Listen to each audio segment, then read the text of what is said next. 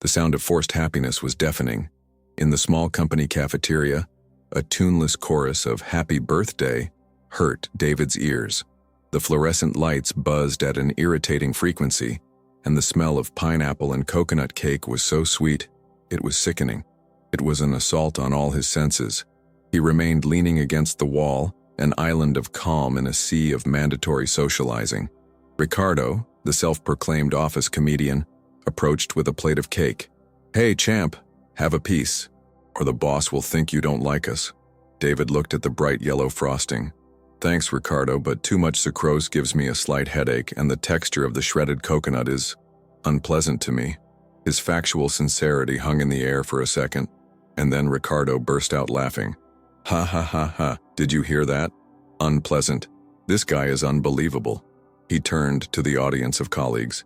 "He's a robot, I always say. A soulless robot. Here we are celebrating and he's calculating sucrose. There's no heart in there, just circuits." Some laughed, others looked away embarrassed, but no one defended him, and the phrase lingered, echoing in the noise, sticking in David's mind. Soulless robot. Before we continue David's journey, tell us, where in Brazil are you watching this story? We want to feel your presence here in the comments. And if you believe that the soul manifests itself in ways we can't always see, but can certainly feel, subscribe to the channel. What happens next is proof that poetry can be the most human of all responses. On the bus home, David closed his eyes, but the image of Ricardo's laughter was etched on his eyelids. Soulless robot. He broke down the phrase, as he always did. Robot. A machine programmed to perform tasks without feeling. Soul. The immaterial essence. The seat of emotions. Of identity. The combination was a cruel paradox. He felt it. Oh, how he felt it. He felt the checkered pattern of the bus seat fabric under his fingers. He felt the chaotic symphony of traffic, each horn a dissonant note, each brake a white noise. He felt the setting sun fragmenting through the dirty bus window into a spectrum of colors he could name, one, by their wavelengths in nanometers. The world to others looked like a low-resolution movie. To him, it was an IMAX projection in 8K, with the volume turned up to the max, non-stop. Emotions, which to others seemed like simple feelings such as happy or sad, were complex. Equations to him. Joy was not a smile. It was a feeling of expansion in his chest, a bright cyan color that vibrated behind his eyes. The pain of today's humiliation was not sadness. It was a physical contraction, a gray, rough weight that seemed to have settled in his stomach. How could he explain this? Spoken words were clumsy, imprecise tools. "How are you, David?" "I'm fine. Thank you." It was a lie necessary for survival, so he wouldn't have to try to explain that he was actually feeling the reverberation of the air conditioning system in his ribcage and processing the fact that the word fine was semantically inadequate to describe any state of human existence. Yes, perhaps he didn't express his feelings in the way that was expected of him. He didn't pat people on the back, tell jokes, or smile for the sake of it, but his soul was there. It was in the way he found overwhelming beauty in the symmetry of a snowflake or the elegant logic of a line of code. His soul wasn't on his face. It was in his perception, and Ricardo's insult didn't hurt him because it was a lie, but because it was an accurate reflection of how the world saw him, ignoring the universe that swirled just beneath the calm surface. When David got the job as a data analyst at the company, he harbored a quiet, logical hope.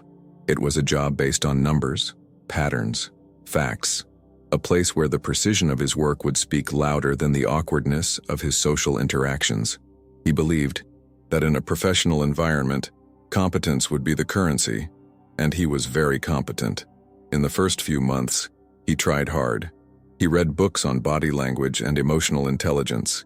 He created a file on his computer with safe topics for coffee conversations, which included the weather, traffic, and the latest national football game, the results and statistics of which he memorized without any genuine interest. He observed office rituals like an anthropologist studying an unknown tribe. He saw that people brought in sweets and snacks to share. So one day he spent hours the night before baking oatmeal cookies with a nutritionally balanced recipe. He left them in the break room with a simple note: oatmeal cookies, 112 calories per cookie. Organic ingredients. Hope you enjoy them. The result was the opposite of what he expected. The cookies were eaten, but he heard Ricardo whispering near the water cooler. Even his cookies come with an instruction manual. What a character!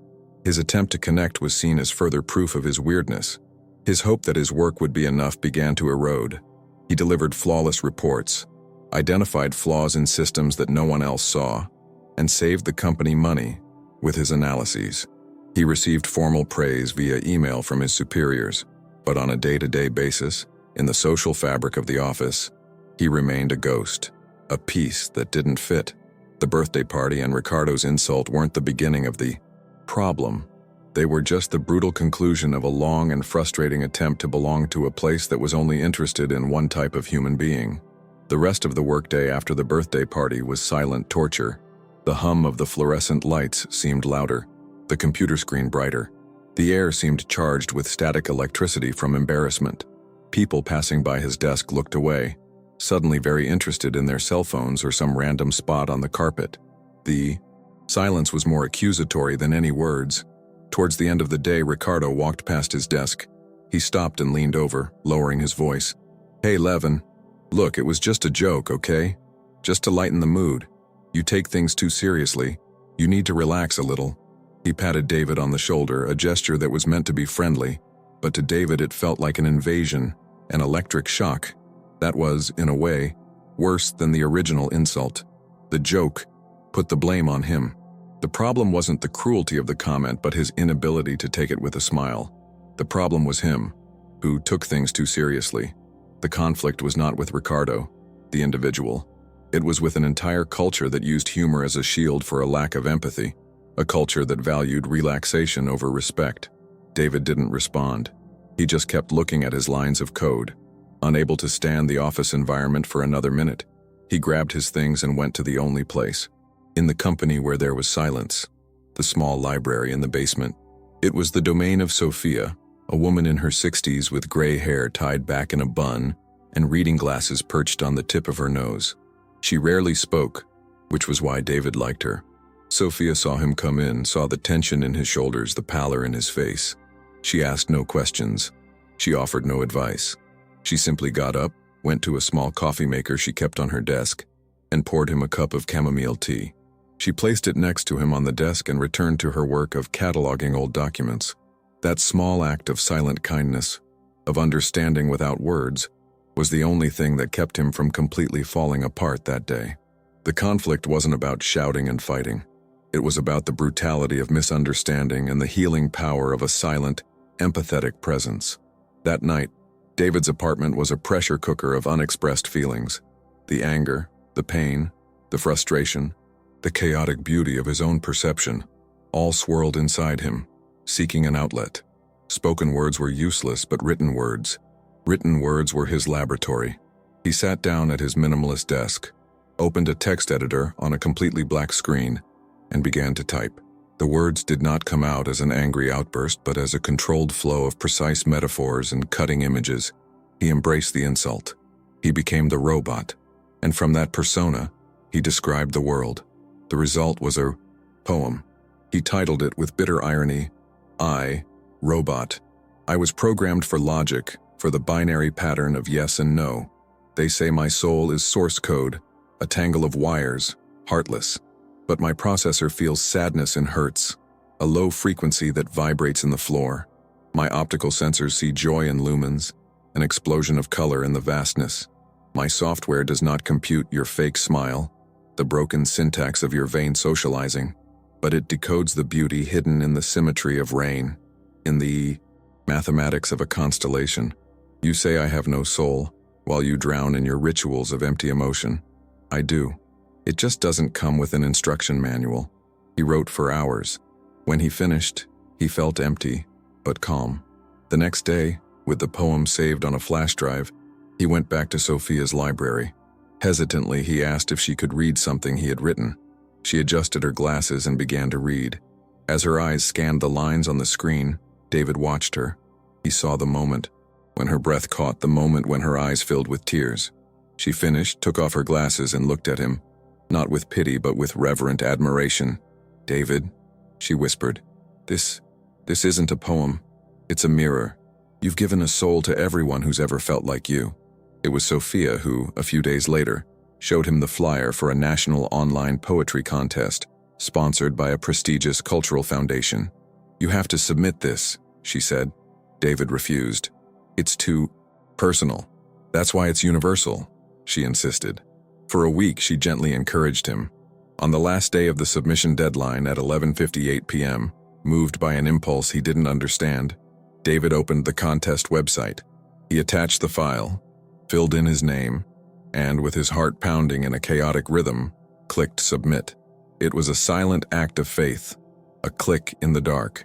3 weeks later, an email with the Cultural Foundation logo appeared in David's inbox.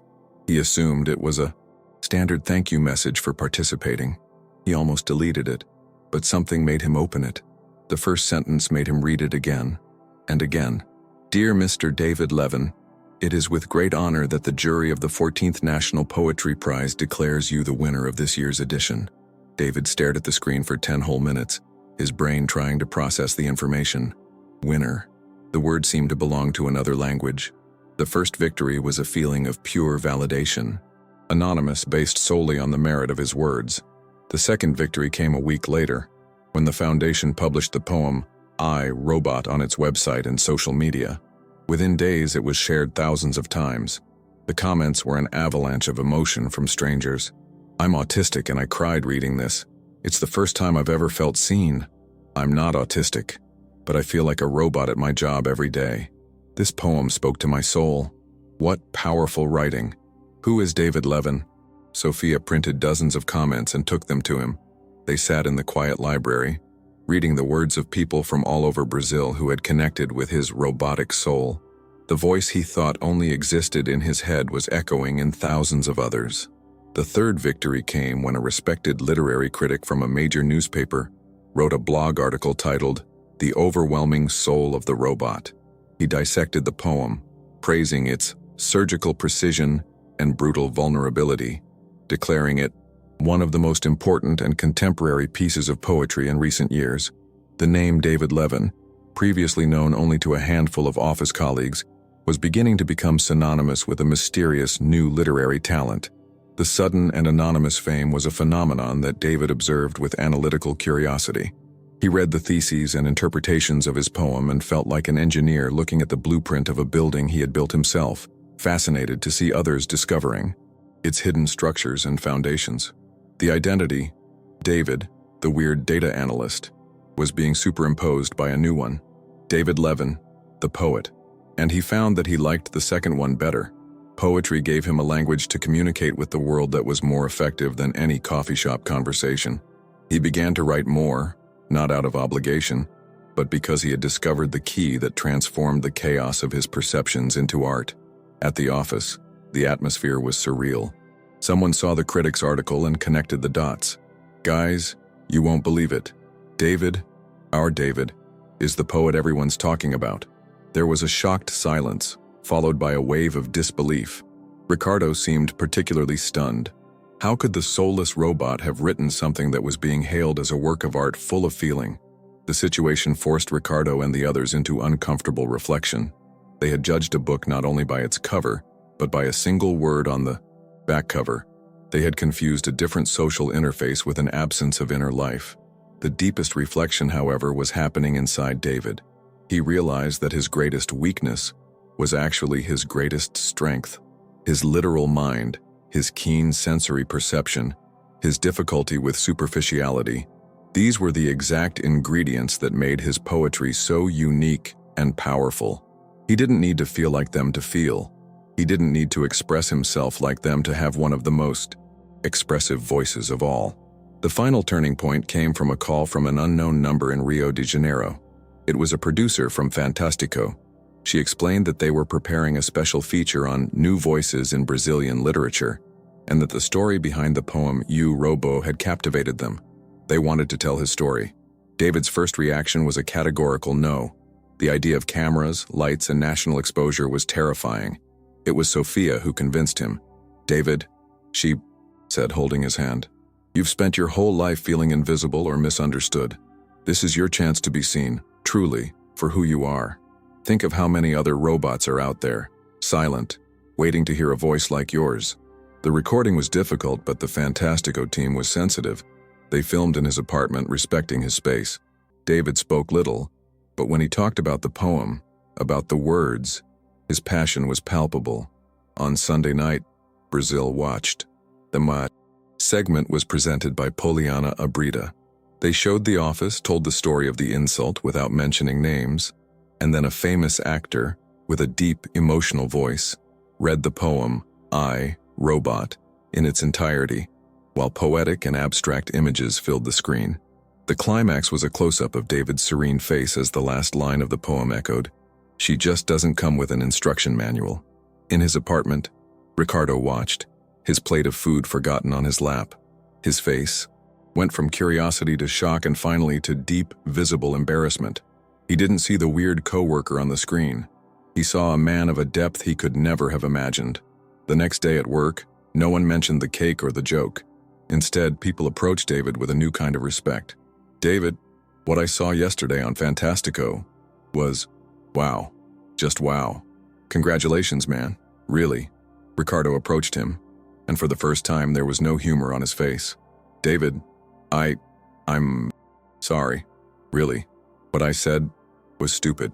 Your poem is incredible." David just nodded. No apology was necessary. Understanding was enough. He hadn't changed. It was the world around him that had finally adjusted its focus.